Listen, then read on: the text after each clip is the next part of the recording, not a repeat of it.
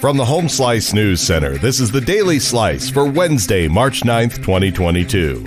I'm D. Ray Knight, and this is what's going on. Here's the latest on the war in Ukraine. 2 weeks into its war in Ukraine, Russia has achieved less and struggled more than anticipated at the outset of the biggest land conflict in Europe since World War II. But the invading force of more than 150,000 troops retains large and possibly decisive advantages in firepower as troops bear down on key cities. Moscow's main objective is toppling the Kyiv government and replacing it with a Kremlin-friendly leadership. But that remains elusive, and Russia's overall offensive has been slowed by an array of failings. Among them are a lack of coordination between air and ground forces and an inability to fully dominate Ukraine's skies.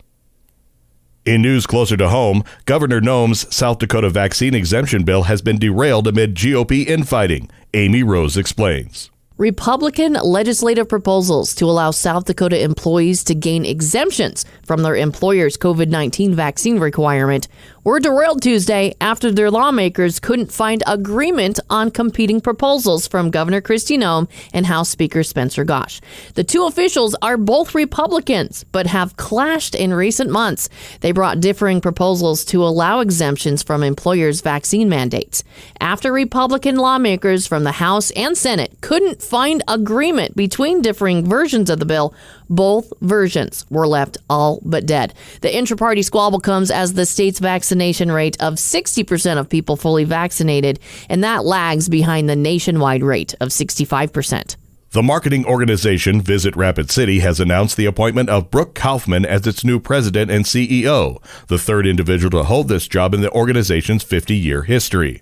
Kaufman will start her position on April 18th, leading VRC and their efforts to promote Rapid City as a visitor destination for tourism and conventions. The Nebraska native was selected from a field of 130 candidates.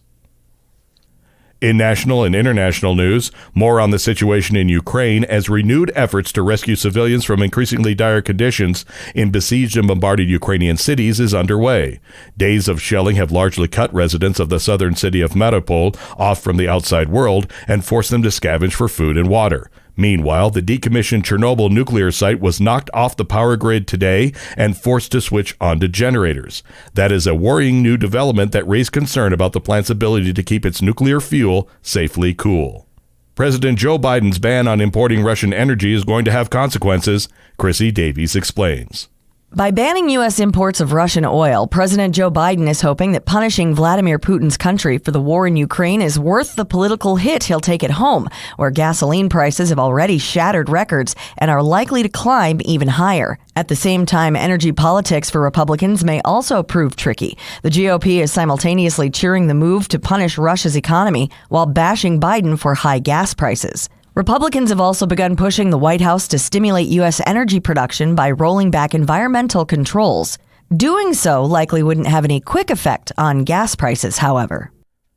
McDonald's, Starbucks, Coca-Cola, PepsiCo, and General Electric all announced Tuesday that they were suspending their business in Russia in response to the country's invasion of Ukraine.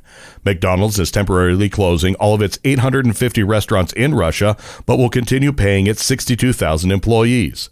Starbucks is temporarily closing 130 franchise stores, but its franchisee will continue paying Russian workers.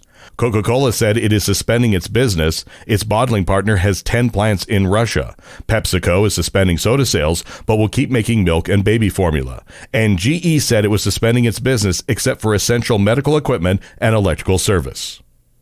Your weather forecast from the Home Slice Weather Center. Cloudy and cold with a few flurries possible and a high of 16. Low tonight, 1. And that was your Daily Slice for Wednesday, March 9th, 2022. The Daily Slice is a production of Home Slice Media Group, hosted by D. Ray Knight with Amy Rose and Chrissy Davies. Executive producer Mark Houston. Engineered by Chris Jacquez. I'm D. Ray Knight. Have a great day.